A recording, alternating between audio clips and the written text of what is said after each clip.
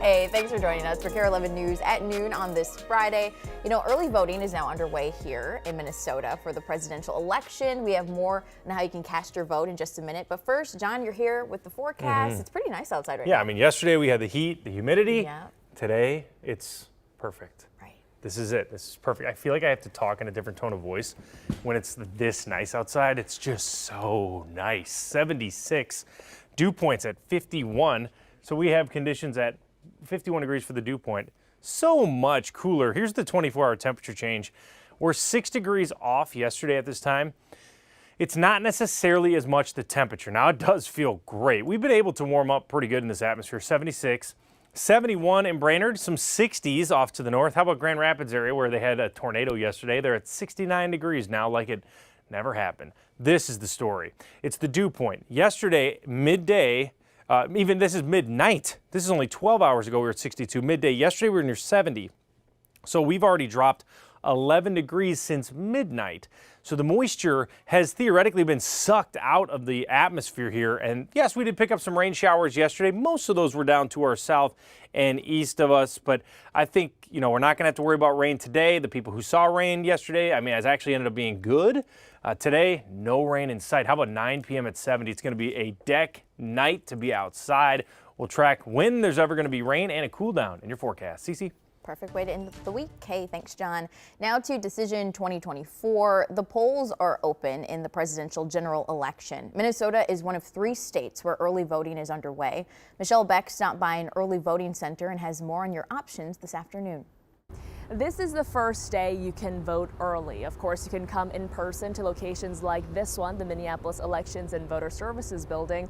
You can also vote early through mail. The Secretary of State expects up to 30% of Minnesotans to vote by mail, and he recommends all of them plan now. State and nationwide, we've heard concerns about delays with the post office. In the last 24 hours, the U.S. Postmaster General said the USPS will take, quote, extraordinary measures to ensure ballots are delivered on time. But voters, too, have to do their part, especially with rules specific to Minnesota. We are seeing some delays nationally with the U.S. Postal Service. It's not everywhere, and Minnesota has fared better than many places across the country. But we just want to make sure that if you plan to vote by mail from home, that you're requesting your ballot and returning your ballot early. It's not a question of when you postmark it, it's when the ballot arrives. So if you do plan to vote early by mail, remember this, an 8 p.m. election day deadline. You have to have your ballot received by that time. In Minneapolis, Michelle Beck, KARE 11 News. Thanks to Michelle for that info. As some people cast their ballots, new polls show the sprint for the White House is still very close. Overall, the numbers show Vice President Kamala Harris looking slightly stronger after last week's debate, but the national and battleground results are nearly all within the margin of error. That's why both Harris and Trump are focusing their campaigns on courting independent, undecided, and potential swing voters. We know many of you still have questions about the key issues. That's why Chris Hrabsky is sitting down with experts, politicians, and analysts for our KARE conversations. They'll talk about some of the biggest concerns voters have. It's a chance to move past the rhetoric as we go in depth on the key issues from all sides. You can watch on KARE 11 Plus and our KARE 11 YouTube channel. All right, now the National Weather Service is surveying damage in St. Louis County as they work to confirm a tornado in Cotton. Audrey Russo gives us a closer look. I've been timing out where the storm has had some of the biggest impact in the last 24 hours based on some of the pictures and videos that viewers have sent in. So let's start here. We got this video in around 6:30 last night. This was in Canyon, about 15 miles south of Cotton, and you can see there's a funnel cloud over this lake, kind of an ominous looking cloud. This was sent in to us by Mark Paulson. Thank you so much for sending that in. So that was about 6:30. Within 2 hours, we started getting a very different picture of exactly what that cloud did. You can see this is just east of Cotton along a highway. You can see some trees that are snapped, some that are dangling, creating kind of a safety hazard out there, crews having to deal with those. And it wasn't just the side of the road where we were seeing some of these impacts. We were also seeing some debris in farmland. This was also in Cotton. You can see some debris laid out in this field, some farm equipment kind of pushed into a clump here. Obviously, this was a dicey situation in cotton. Now take a look at some of these other pictures and videos that were sent in. The National Weather Service is now on its way to Cotton to survey the damage. If confirmed as a tornado, it'll be the second tornado to hit Cotton since June.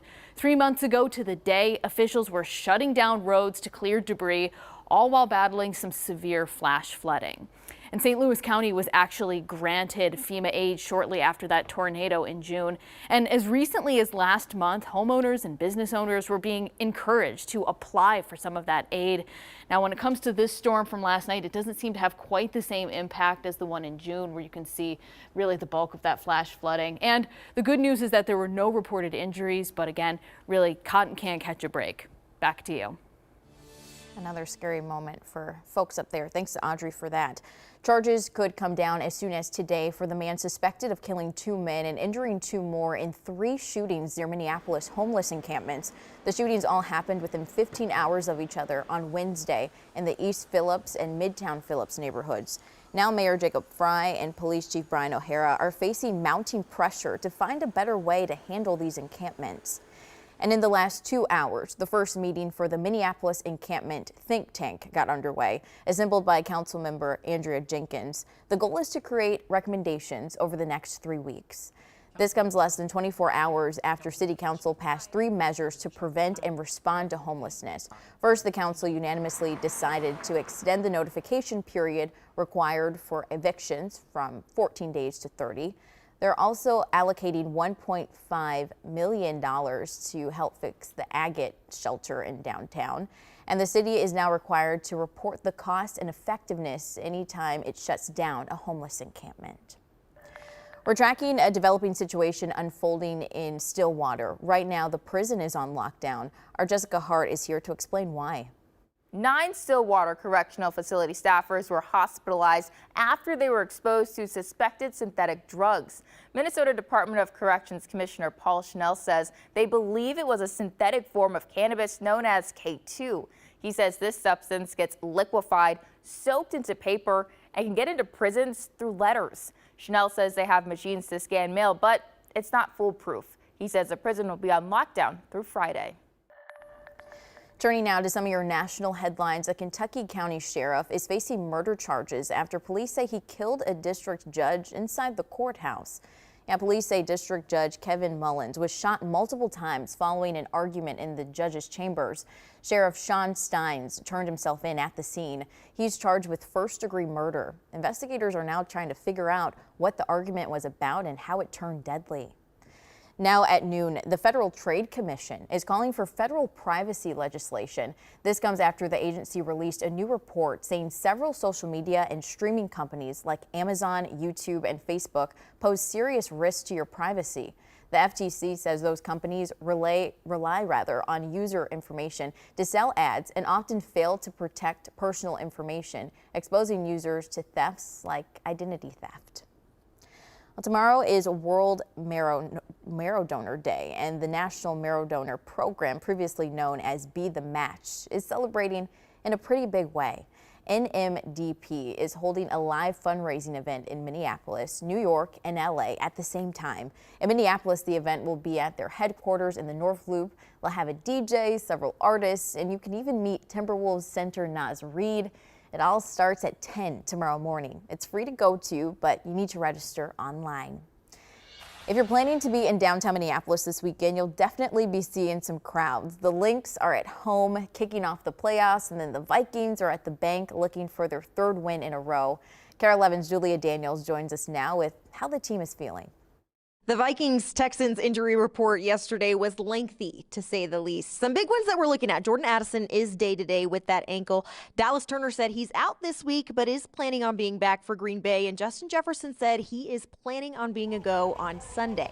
You may remember he sustained a thigh contusion on Sunday facing the 49ers. Fred Warner will do that to you. Yesterday, Jets explained that he wasn't even supposed to be there during that play, but it is a lesson learned. He was actually supposed to be sticking with one of the corners to run him off, but instead put himself in the mix.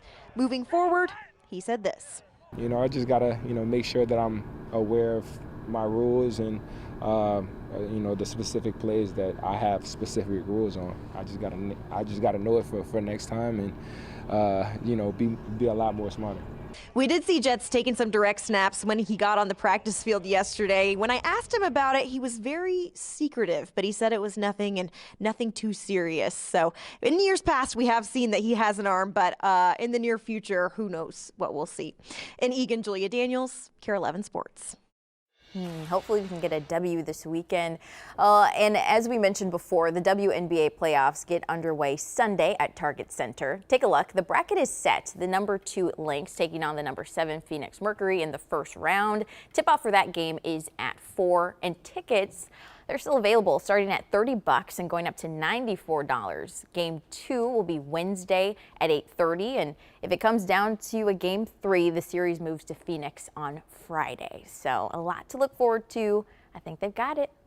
Hey, still to come, as your student adjusts to the new school year, we have some tips to help parents recognize back-to-school anxiety.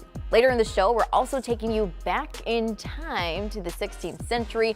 One of the stage acts from Minnesota's Renaissance Festival is here ahead of the fair's final 2 weekends. We're excited about Who that. doesn't like a big turkey leg from the Renaissance Festival? That's my favorite part. That's the best thing. And they still got corn there. I don't know how they have it.